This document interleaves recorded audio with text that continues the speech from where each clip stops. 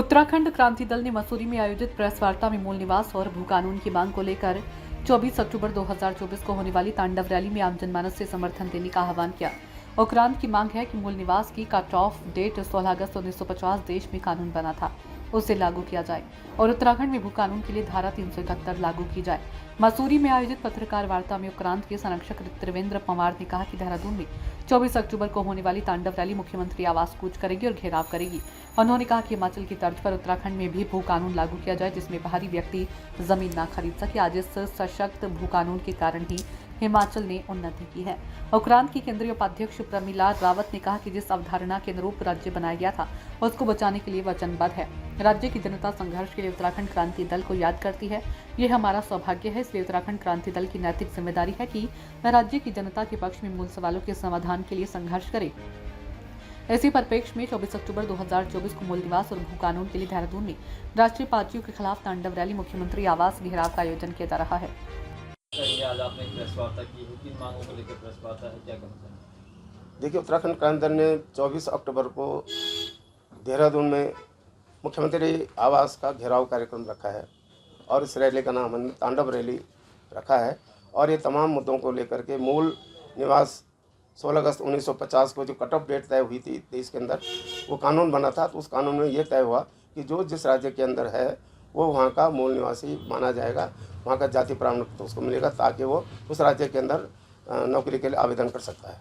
दूसरा सवाल है कि अनुच्छेद 371 जो भू कानून का सवाल है, वो हम चाहते हैं कि अनुच्छेद 371 लागू हो हिमाचल की तर्ज पर और बाहरी व्यक्ति को 1 इंच ज़मीन खरीदने का अधिकार न हो और जो ज़मीनें सरकार ने दी है औने पौने भाव पे, वो सरकार जो है तुरंत उसको निहित करे, सरकार में निहित करे।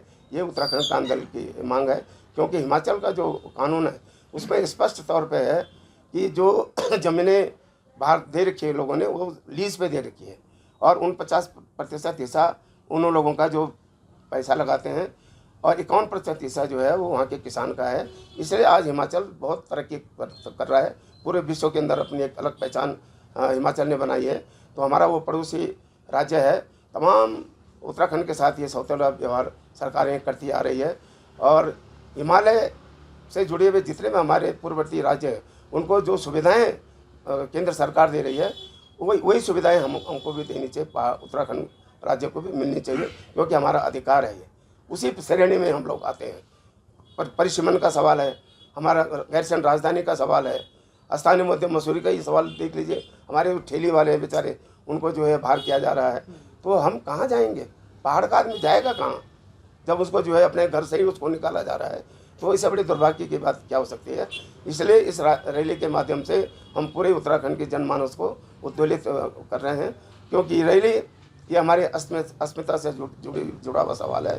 ताकत के रूप में वहाँ होंगे तो विधानसभा में ये सारी चीज़ें तय होती है, उससे पहले होने वाली नहीं है। लेकिन उसके लिए हमको इस मुद्दों को लेकर के पूरे पहाड़ के लोगों को हमको लामबंद करना पड़ेगा, पहाड़ के लोगों को इस मुद्दे पे उद्वेलित करना पड़ेगा। जिस तरह हमने राज्य आंदोलन में सारे पहाड़ के लोगों को एकजुट किया था, उसी तर्ज पर हमको दोबारा बहुत बड़ी मेहनत करनी पड़ेगी, क्योंकि ये मूल निवास का जो सवाल है, भू कानून का जो सवाल है, ये राज्य बनने से बड़ा सवाल है, क्योंकि इसमें हित टकराएंगे लोगों के।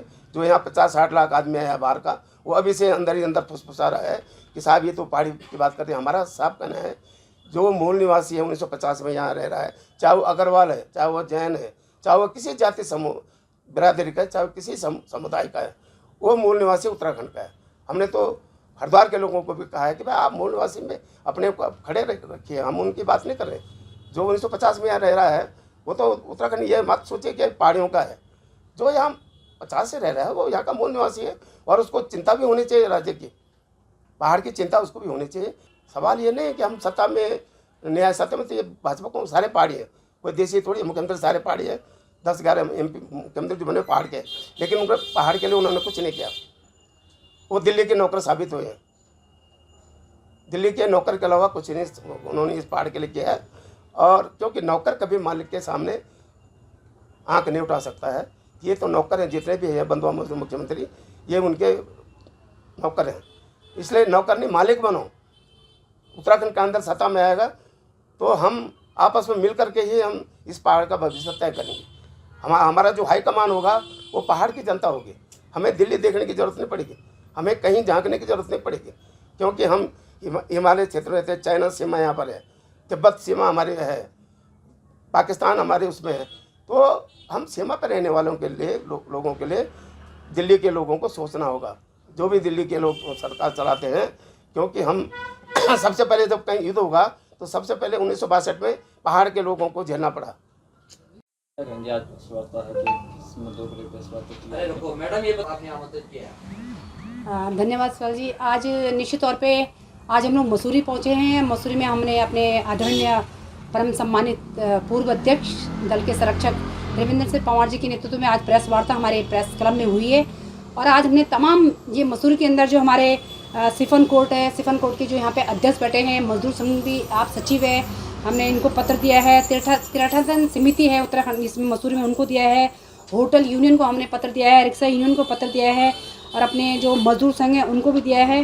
और जो होम स्टे है यहाँ पे मसूरी में, तमाम संगठनों को आज हम लोगों ने पत्र के माध्यम से सबको आह्वान किया है कि 24 तारीख की जो रैली हमारी देहरादून परेड ग्राउंड से लेकर सियाम हाउस कूच करेगी, वहाँ सब लोग पहुँचे, दल बल के साथ पहुँचेंगे। और निश्चित तौर पे सबको आना चाहिए। कहीं कि अगर हमसे गलतियाँ हो गई या कुछ लोग छूट गए, लेकिन आपके ये सोशल मीडिया के माध्यम से, आपके प्रेस के माध्यम से हम लोगों को आश्वस्त करना चाहते हैं कि सब लोग पहुँचे। क्योंकि आप देख रहे हैं आज मसूरी की हालत क्या हो गई। आज जितने लोग 40-50 सालों से यहाँ पे रह रहे थे, जो फुटपाथ में रहते हैं, वहाँ पे आज मैंने सुना कि अभी जो नेपाली मूल के लोग हैं, भूटान के लोग हैं, तमाम हरियाणा, गुजरात, तमाम बाहर के लोगों को वहाँ बैठाया गया। जो मूल निवासी था उनका नाम भी नहीं था लिस्ट में। तो इससे बढ़कर दुर्भाग्य मैं समझती हूँ कुछ हो नहीं सकता है। सिफन कोर्ट की मैं बात करूँ तो 5 वर्ष मैं समझती हूँ संजय भाई 5 साल लग गए।